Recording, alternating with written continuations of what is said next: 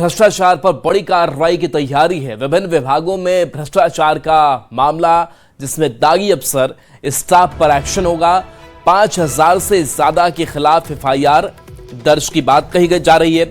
Court में chargesheet दाखिल किया गया है। सबसे ज्यादा शिक्षा विभाग में भ्रष्टाचार समझ में आया है। सभी डीएम को दागियों की लिस्ट भी सौंप दी गई है।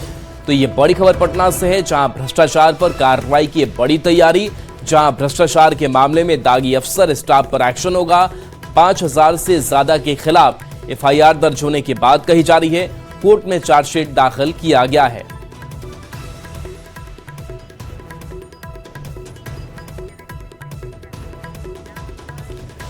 और इस वक्त की एक और बड़ी खबर, जहां शिक्षा मंत्री मिथिलेश तिवारी का बड़ा बयान सामने आया है। न्यूज़ 18 से उन्होंने एक्सक्लूसिव बातचीत में बयान दिया है कि 27 जुलाई तक टीआरई 4 की अधियाचना भेजी जाएगी।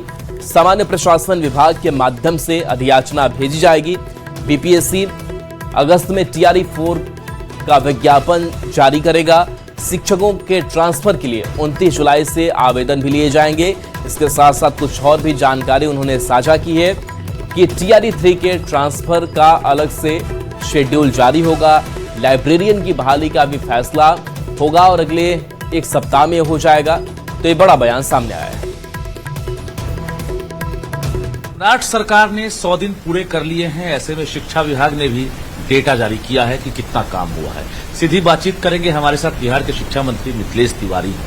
100 दिन पूरे हो गए हैं और अपने डेटा भी जारी किया है। कितने संतुष्ट हैं?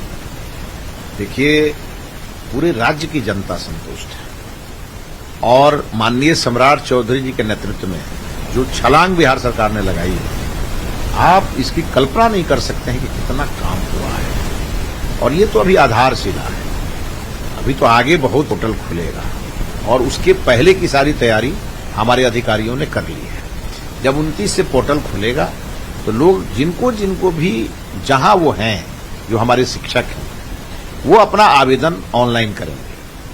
ऑनलाइन आवेदन के पीछे और ऑनलाइन ट्रांसफर के पीछे हमारी मंशा ये है कि कहीं से भी करप्शन की बू नहीं आनी चाहिए। और हमने ये तय किया है कि जो हमारे शिक्षक हैं, हम उन्हें हर सहूलियत देंगे। टीआरई 4 को लेकर भी आपने बयान दे दिया है और ये कहा है कि इस महीने में हर हाल में शिक्षा विभाग, इन्होंने आश्वस्त किया है कि अगला जो 100 दिन होगा और बेहतर होगा। इसको लेकर बहाली का भी पिटारा खुलेगा। कैमरामैन दीपक के साथ रजनीश कुमार, न्यूज़ 18 पटना। और शिक्षा मंत्री से पूरी बातचीत देखिए अब से कुछ देर बाद सुबह के 9:30 बजे। बढ़ेंगे आगे। खबर समस्तीपुर से है, जहां महाराष्ट्र शिक्षक पात्रता परीक्षा पेपर लीक मामले में मुंबई पुलिस ने समस्तीपुर के विद्यापति नगर थाना क्षेत्र के निवासी विजेंद्र गुप्ता को पटना से गिरफ्तार किया है। पुलिस इस मामले का कथित मास्टरमाइंड मान रही है। इस मामले में उसकी पत्नी और एक सहयोगी को पहले ही गिरफ्तार किया जा चुका है। पूछताछ में मिले सुराग के आधार पर यह कार्रवाई हुई। विजेंद्र गुप्ता का नाम इससे पहले भी बिहार शिक्षक भर्ती यानी कि टीआरई, नीट यूजी और ओडिशा एसएससी पेपर लीक मामलों में सामने आ चुका है। अब मुंबई पुलिस उससे पूछताछ कर रही है और पूरे नेटवर्क का पता लगाने में जुटी हुई है। जून महीने में हुए टीईटी परीक्षा प्रश्न पत्र लीक मामले में उसके मास्टर माइंड को पुलिस ने गिरफ्तार कर लिया है। मुंबई पुलिस ने मास्टर माइंड विजेंद्र गुप्ता को पटना से गिरफ्तार किया है। बताते चले कि बिहार लोक सेवा आयोग के द्वारा आयोजित शिक्षक भर्ती परीक्षा जो 2024 में हुई थी, उसमें विजेंद्र गुप्ता का नाम सुर्खियों में आया था। उसके बाद झारखंड, उड़ीसा के कई पेपर लीक मामले में उसका नाम आया था और उड़ीसा में हुए पेपर लीक मामले में उसकी गिरफ्तारी हुई थी। उसके बाद वो बेल पर बाहर निकला था और फिर महाराष्ट्र में जून महीने जो शिक्षक भर्ती की परीक्षा होने वाली थी, उसका पेपर लीक हुआ और उसके मास्टरमाइंड के तौर पे विजेंद्र गुप्ता का नाम सामने आता है और अब उसकी गिरफ्तारी पटना से हुई है। अब देखने वाली बात होगी कि इस पूरे मामले में विजेंद्र गुप्ता से जब पूछताछ होगी तो क्या कुछ खुलासा होता है। Mukesh Kumar, news 18 network, Samastipur. धर्मेंद्र प्रधान का इस्तीफा राष्ट्रपति ने मंजूर कर लिया है। वहीं उपभोक्ता मामले, खाद्य और सार्वजनिक वितरण मंत्री प्रहलाद जोशी को शिक्षा मंत्रालय का अतिरिक्त प्रभार दिया गया है।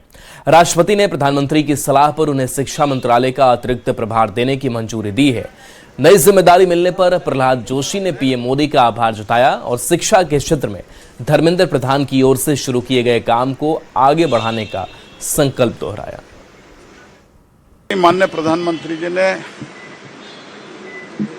मेरे ऊपर जिम्मेदारी मुझे जिम्मेदारी दिया है और इस जिम्मेदारी को माननीय प्रधानमंत्री जी के अपेक्षा अनुसार मैं जिम्मेदारी निभाऊंगा। I accept this responsibility with sense of duty and humility, and I am thankful to the Prime Minister. प्रधानमंत्री नरेंद्र मोदी आज सुबह 11 बजे अपने मन की बात के 136वें एपिसोड के जरिए देशवासियों को संबोधित करेंगे। कार्यक्रम में पीएम मोदी देश और विदेश के लोगों से अपने विचार साझा करेंगे। साथ ही देश भर में हो रहे अच्छे कामों और लोगों की प्रेरणादायक कोशिशों का भी जिक्र करेंगे। तो आज 136वां एपिसोड प्रधानमंत्री नरेंद्र मोदी के मन की बात कार्यक्रम। आज पूरा देश करगिल विजय दिवस की 27वीं वर्षगांठ मना रहा है। इस मौके पर जम्मू कश्मीर के द्रास में शौर्य और बलिदान को नमन करते हुए शौर्य संध्या का आयोजन किया गया, जिसमें रक्षा मंत्री राजनाथ सिंह भी शामिल हुए। इस कार्यक्रम में सेना के वरिष्ठ अधिकारी, युद्ध के वीर सैनिक, शहीदों के परिजन और कई गणमान्य अतिथि मौजूद रहे। वहीं आज रक्षा मंत्री राजनाथ सिंह कारगिल युद्ध स्मारक पहुंचकर 1999 के कारगिल युद्ध में देश की रक्षा करते हुए सर्वोच्च बलिदान देने वाले वीर जवानों को श्रद्धांजलि अर्पित करेंगे।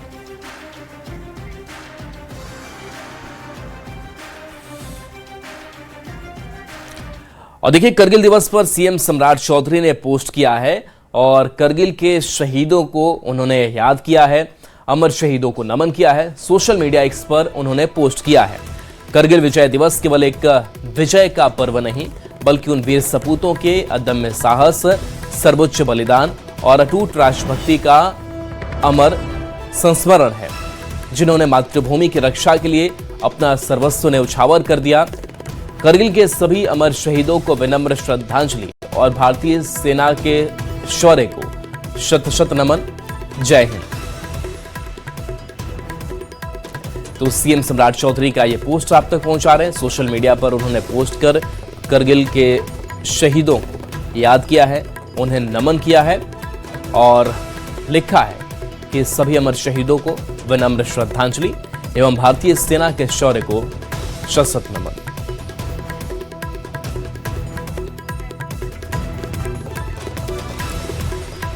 अमित शाह का भी पोस्ट सामने आया है। करगिल दिवस पर उन्होंने वीर सपूतों को नमन किया है और कहा है कि करगिल दिवस जो है वो सेना के पराक्रम का प्रतीक है।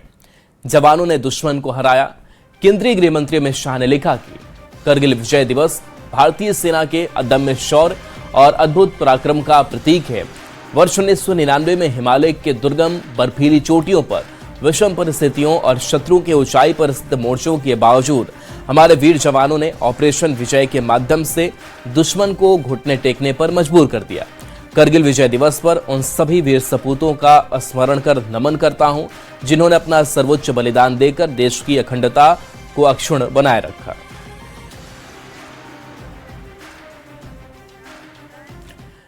बांकीपुर विधानसभा उपचुनाव के लिए 28 जुलाई को चुनाव प्रचार खत्म हो जाएगा और 30 जुलाई को वोट डाले जाएंगे। इस उपचुनाव में बीजेपी की ओर से ताबड़तोड़ चुनाव प्रचार का दौर जारी है। बांकीपुर के मंदिरी नाले इलाके में बीजेपी की ओर से चुनावी सभा का आयोजन किया गया, जिसमें सीएम सम्राट चौधरी के साथ जेडीयू के राष्ट्रीय कार्यकारी अध्यक्ष संजय झा और एनडीए के तमाम नेता भी मौजूद रहे। बिहार के अच्छे कामों की चर्चा देश दुनिया में, आज हम तो दिल्ली यूनिवर्सिटी में पढ़े, आज जब पढ़ रहे थे, ये सच्चाई है, पटना के प्रबुद्ध लोग हैं, हम लोग कभी बिहारी ठीक से नहीं बोल पाते थे कि बिहार के रहने वाले, शर्म से सर ऐसे झुक जाता था।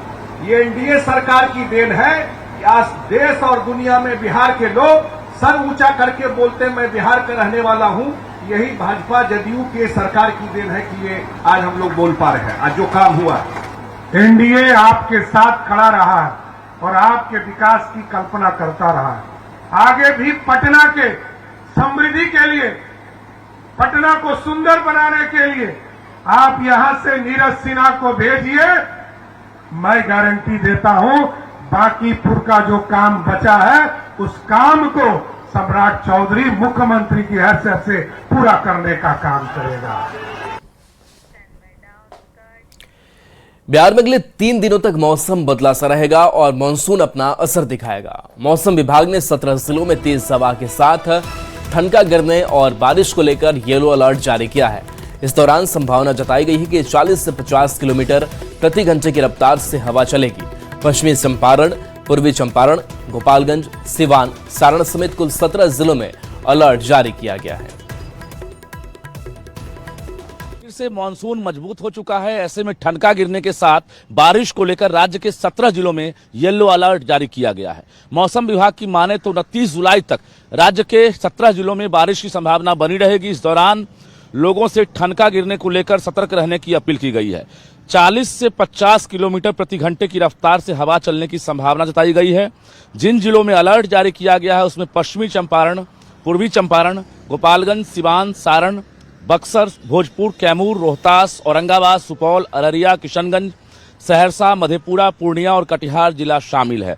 बिहार में मानसून की जो ट्रफ लाइन है वो काफी करीब से गुजर रही है। ऐसे में मानसून लगातार मजबूत हो रहा है और कई जिलों में बारिश को लेकर जो है अलर्ट भी जारी किए गए हैं। अब तक राज्य में 277.5 मिलीमीटर बारिश दर्ज की गई है, जबकि राज्य में 442.3 मिलीमीटर बारिश होनी चाहिए थी। राज्य में अब तक 37% बारिश कम हुई है, जो कि चिंता की बात है। मौसम विभाग की माने तो अगले 3 दिनों में अच्छी बारिश होने के बाद जो प्रतिशत है वो बढ़ सकता है, लेकिन फिलहाल चिंता की बात है क्योंकि कई जिले ऐसे हैं जो अब भी सुखाड़ की स्थिति में हैं। और बता दें आपको कि उत्तर और पूर्वी बिहार के अधिकतर जिले जहां पर अच्छी बारिश हुई है, लेकिन दक्षिण और पश्चिम बिहार में कम बारिश होने की वजह से चिंता बढ़ी है। खासकर धान के पैदावार पर भी असर पड़ा है क्योंकि इस बार देर से मानसून जो है वो मजबूत हुआ है और बारिश हुई है। तो देखना यह है कि अगले 29 जुलाई तक कितने मिलीमीटर बारिश दर्ज की जाती है। कैमरामैन मनीष जुनिया के साथ रजनीश कुमार, न्यूज 18 पटना। खबर मोतिहारी से है, जहां मजराहा में करोड़ों रुपए की लागत से बन रहे आरसीसी पुल का निर्माण कार्य लगभग पूरा हो गया है। जल्द ही मुख्यमंत्री सम्राट चौधरी इसका उद्घाटन करेंगे। इस पुल का शिलान्यास तत्कालीन मुख्यमंत्री नीतीश कुमार ने अपनी प्रगति यात्रा के दौरान किया था। पुल बनने से करीब 10 प्रखंडों के लोगों को जिला मुख्यालय से सीधी और बेहतर सड़क संपर्क सुविधा मिलेगी।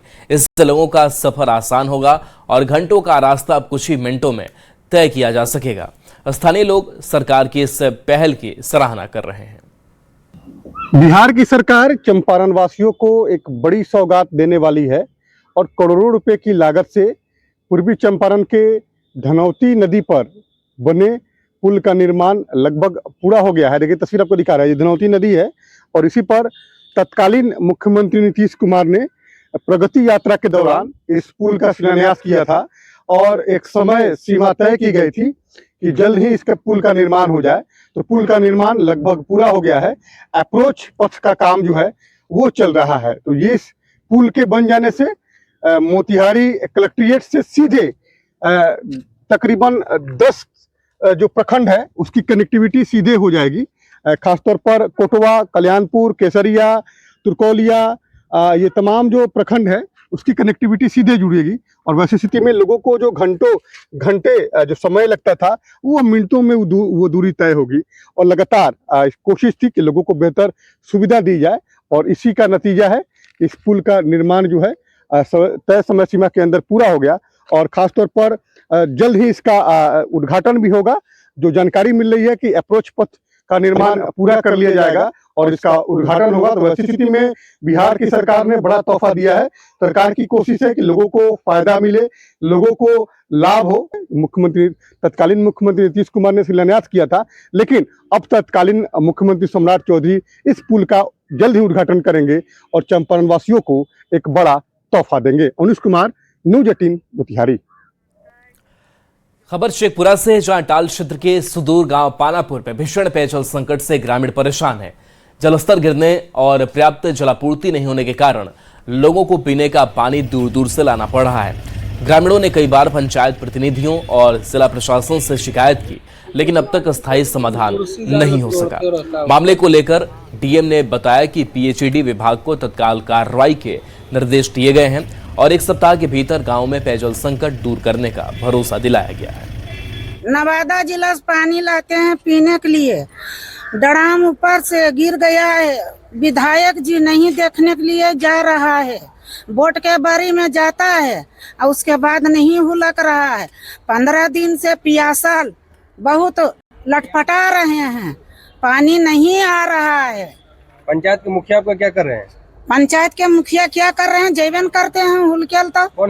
जल नल की समस्या है 15 दिन से, पानी नहीं दे रहा है। अगला साल भी हुआ था, हम आए थे, टंकी टूट आप लोग भी आए थे, डीएम साहब के लिए तुरंत कार्रवाई हुआ, लेकिन 7 HP का मोटर चाहिए, 3 HP लगाया, इसलिए नीचे से पानी ऊपर जाता है नहीं जी, नहीं ऊपर नहीं चढ़ता है। वो चीजें विस्तारित हुई या नहीं हुई, रिजॉल्व हुई या नहीं हुई। तो अभी आज जो परिवाद प्राप्त हुए उसको भी हम लोग फॉलोअप करेंगे और ये सुनिश्चित करवाएंगे कि अगर मेजर इशू नहीं है तो 2 से 3 दिन में, और अगर मेजर इशू है तो अगर बोरिंग वगैरह का इशू है तो उसको वृहत टाइम में जो भी मिनिमम टाइम पीरियड होगा उसमें हम लोग उसको कंप्लीट करवाएंगे।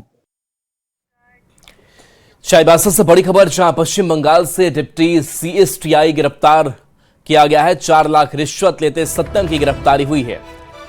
चक्रधरपुर रेल मंडल में तैनात सत्यम था। मेसर्स MRT सिग्नल्स लिमिटेड के 2 प्रतिनिधि दबोचे गए हैं। सिग्नल और टेलीकॉम कार्यों से जुड़ा यह मामला है, जहां PVC बिल, RA बिल को मंजूरी मिली और इसी मंजूरी को दिलाने के लिए रिश्वत की मांग की गई थी। तो चाईबासा से यह बड़ी खबर, जहां पश्चिम बंगाल से डिप्टी CSTI गिरफ्तार किया गया है। 4 लाख रिश्वत लेते सत्यम की गिरफ्तारी हुई है। बता दें कि इसने रिश्वत मांगी थी, RA बिल पास कराने के लिए रिश्वत मांगी गई थी। इसके साथ बता देते कि मेसर्स MRT सिग्नल्स लिमिटेड के 2 प्रतिनिधि दबोचे गए हैं।